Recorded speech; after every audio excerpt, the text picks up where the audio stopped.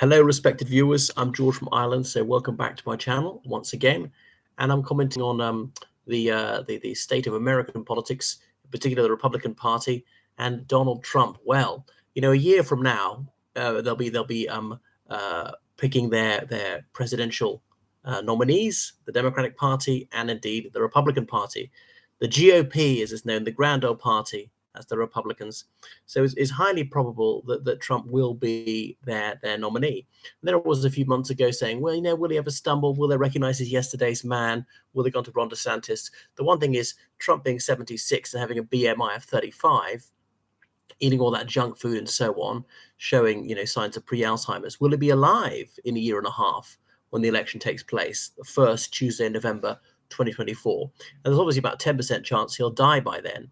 Now, if he doesn't die, he could be, he's owed a stroke or a heart attack. He could be seriously incapacitated. But assuming he's alive and not in terrible health, it's very likely that he will be, because Ron DeSantis has fumbled the hand dealt him. There was that catastrophic online conference thing, and he's just shown to have a dearth of media savvy and just doesn't like meeting the press. Now, Trump has many, many horrific faults, but he is a media hoe, and he just is an attention addict. He thrives on press attention.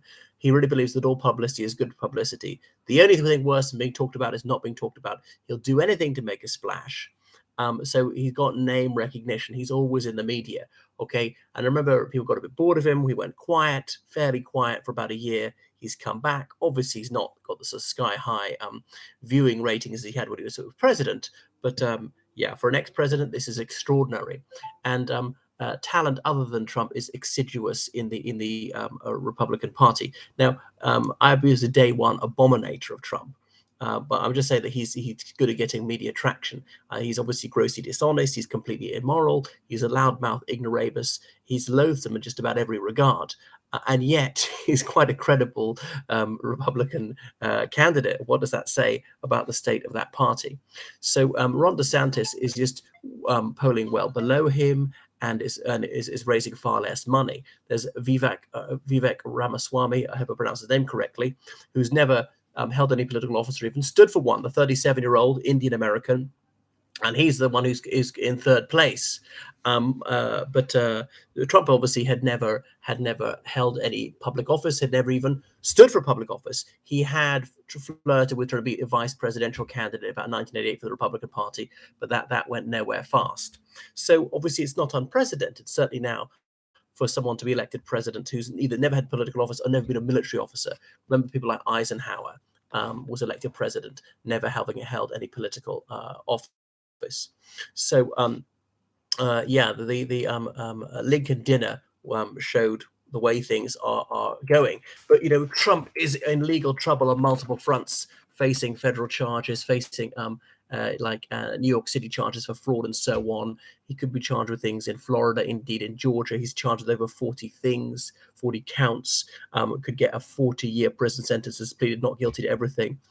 You might know in the United States, generally speaking, if you plead guilty, there's a huge reduction in the sentence, like about a 9/10 reduction in the sentence, whereas in England and Wales, it'd be about a 1/3 reduction. And sentences are very long indeed in the United States. So the great majority of people plead guilty because the court system will simply collapse if everybody contested the trial. They all plead not guilty. There's just not enough courtrooms, not enough judges, not enough lawyers.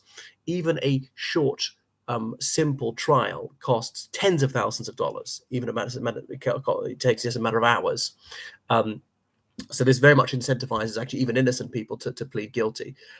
So if he is convicted of even one of these counts, he's facing, I think, at least several years in prison. And he said, oh, this is political interference, the usual ridiculous lie, even from Republican appointed judges. I mean, he's just lost so many cases in his life. He's been successfully sued so many times. And it is staggering, his impunity. A man like him could be guilty of so many transactions of flagrant fraudulence and get away with it with his Trump University and things like that. So for electoral interference, for incitement to the January the 6th riot, various things, documents fraud, stealing these secret documents and hiding them in Florida, attempting to obstruct the FBI's investigation, and on and on and on. One conviction might open the seal to way more. But I think I'm correct in saying in federal courts or indeed in state courts, if even one juror out of 12 votes not guilty, the verdict is not guilty. So they require unanimity, which is why prosecutors at plea bargain down to very mild sentences in return for that. All one needs to do is sow significant doubt in the mind of his sole juror, and that will be enough to have him walk free. And there's obviously partisanship in places where Republican support is high. Well, you're almost certainly going to find one juror, but so one juror, what percentage is that? That's only about 8% of if 8% of the people in that place vote Republican. You think that, well, at least one of the jurors is a Republican, is going to vote for him. Well, it doesn't quite go that way. You could be a Republican who's anti-Trump. A Republican says, well, I was for him, but actually he is guilty, and blah, blah, blah. And it's not completely partisan. You might be a Democrat who's just not convinced of his guilt, and they're obviously their independence and so on. But that's why the bar is set deliberately high. It's going to be difficult to convict him, but it's likely to be convicted of at least a few things. Because he might be wrong, might not be convicted of anything. You look at Kevin Spacey in the United Kingdom recently, the American actor who was charged with multiple sexual offences and found not guilty on all charges and has walked out a free man. But there's no constitutional impediment to someone contesting the presidency whilst incarcerated. So even if he's in a federal penitentiary or a state one, he said that he would seek the presidency. Okay, but he could pardon himself. But wait a second, to be inaugurated, he has to be released from prison to take the oath, unless these Chief Justice would go in to administer it in jail. I don't know if you could even do that. And would they? The president might say, "We're not letting you out to do that." Well, what a constitutional pickle the United States would be at that time. And it's staggering. He'd be disbarred from all sorts of things, from having driving licenses or whatever, for the things that he might well be convicted of, but not of being president, because they never thought they'd have to meet someone of such rampant criminality. And who, if it's not Trump, who's it going to be? Mike Pence is going for it. Of course, he's a hate figure to the Trump base. Tim Scott, one of the very few African Americans who's elected in the Republican Party, he's throwing his hat into the ring. And now, who would Trump pick as his vice presidential running mate? Definitely not Mike Pence. The two men have fallen out very badly indeed. Mike Pence, who said, "Yeah, we lost," who actually had a modicum of common decency, or also maybe a long-term strategy, said that there is just no sense in us being bad losers and saying, "No, we won," and flagrantly lying the rest of the time. We're going to have to fess up and take on the chin. We lost. In the long run, that's the only way for us to win. So Tim Scott, Nikki Haley, probably an ethnic minority person, Vivi Ramaswamy. Nikki Haley is also female, so that would be another advantage. And it might deflect some attention from all these accusations of sex crimes against him and of racialism, and appeal to some of the newer Americans, as in Americans from ethnic minority communities who didn't exist in significant numbers in the United States till relatively recently. But what else about Trump? But very likely the Democrats are going to win the next election. They've won the popular vote 7 times out of the last 8 for presidential elections. Moreover, they've got incumbency. Incumbent presidents win 75% of the time. The economy will be growing satisfactorily. There is small growth. Inflation's about 4%, sorry, about 6%, probably comes down to about 4% a year and a half from now. So that's not a fantastic situation. Biden's an unimpressive president. There've been no disasters. There's been the odd gaffe. Yes, he slips up. He's a typical grandfather. He's 80 years of age, says one thing when he means the opposite. Now, Trump's obviously even worse like that. And that's why it might make sense for the Republicans to balance age with youth. Okay, so look at the senility of Biden, but senescence is not seen as such a bad thing. They're two very elderly candidates. It's a graying country anyway.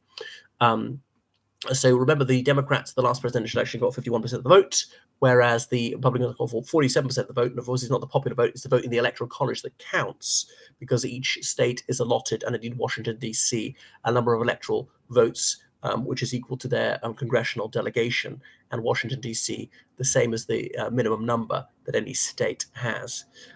So each state gets 3 regardless of population.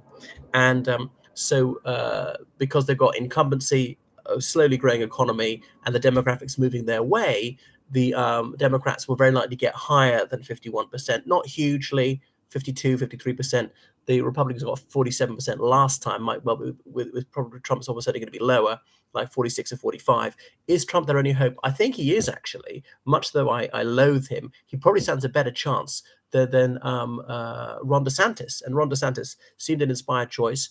He's 44, young but not too young. He's governor of the key swing state. He won his gubernatorial race for re-election by a country mile, was at 19 percentage points in a state where it's often won by a wafer-thin majority, and so on. and he's intelligent. He's been in the military, all the rest of it. He's much more presentable. He would attract the many people that Trump does without repelling them. But the one thing about is he obviously need a few independents, and Trump won a few independents last time. He'd win very few next time. Well, if he's convicted of something. So that's why I think with Trump as their presidential candidate, it'd be significantly below 47%. There hasn't really been a landslide victory for a presidential candidate since 1988, since George Bush Sr. as a winning by 10 percentage points or more. But the Democrats could actually finally do that. I'm not saying they will do that, but I think they will win significantly. They won by 4.5 percentage points last time. But if it's Trump versus Biden next time, I think the Democrats would win significantly. I mean, a theoretical matchup puts Biden win by 1 and 4%. Now, the Democrats tend to do better in presidential years than in the midterms. So we're not too far past the midterms, and the presidency is still some way off. There's a bit of midterm blues, kick the party in office. So the economy is likely to improve, which is why the Democrats would like to do a bit better than that. Whatever people say, the midterms actually weren't disastrous for the Republican Party. They won they lost slightly. Other thing is Roe versus Wade is likely to favor the Democrats because their pro-abortion stance is in line with the majority of American opinion, like about 60%. The pro-life side, they're about 30% of the population, and that really matters in lots of swing states. So they'll be hammering away at that issue, the Democrats. They got a number of significant advantages. Right. So thank you so much for watching my channel. Make sure you subscribe and make sure you donate on PayPal, georgecallahan79@gmail.com. Toodaloo.